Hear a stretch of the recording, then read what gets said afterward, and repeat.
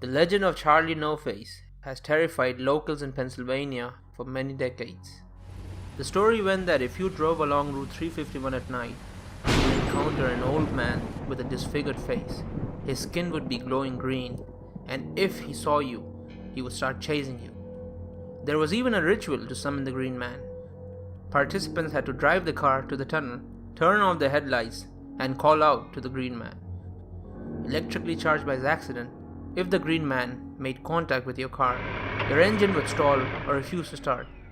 It is said that the Green Man's face looked like melted candle wax.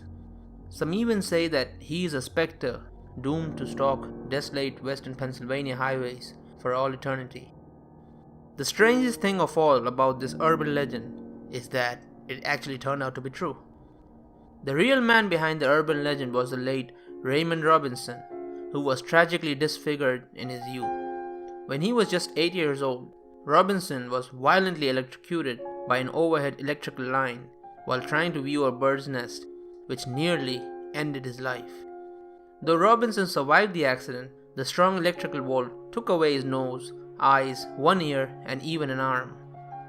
The name Green Man came not from the rumors about him getting radiation poisoning due to an accident at the supposed power plant where he worked, but from something a little more gruesome.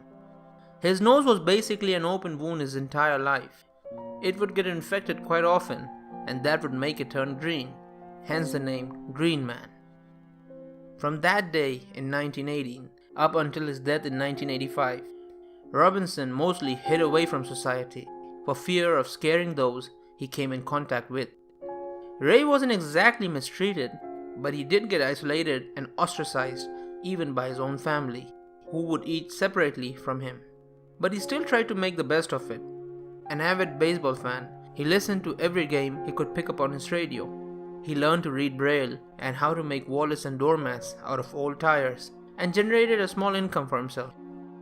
To break from this solitude, Robinson began walking along Route 351, going at night to avoid the stares of passerby, guided by a walking stick, which were the only times he ever really left the house.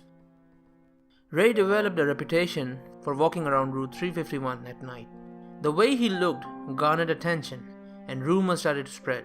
People started to actually seek him out, and Ray embraced that. Usually people he would encounter would offer him cigarettes or beers, and they would give him company. He would even take pictures with people he liked. These late night encounters became one of his main connections to the outside world. Though some people were frightful or cruel to him, others befriended Ray and would bring him beers and cigarettes for his night walks, and that's how the legend was formed. These nightly walks were, of course, where the urban legend of Charlie No Face began, with many purposely driving along the stretch of road to get a glimpse of the tragic figure, many believing him to be a ghost of some sort. Ray died in 1985 in a nursing home in Beaver County. He was a gleaming example of someone being given the worst and making the best of it. As the years went on and one generation turned into another, Ray and the urban legend of Charlie No Face became part of the culture. Parents would tell their children stories about him, and then when those children became teenagers, they would seek him out. What people need to understand is that this was a human being, a real person, and someone who endured one of the most tragic lives ever known. Underneath it all, Ray Robinson was a kind-hearted gentleman. To this day, nearly 30 years after his death, the tales of Charlie No Face are still passed down in Pennsylvania from generation to generation, with his status as a campfire character long outliving his actual life.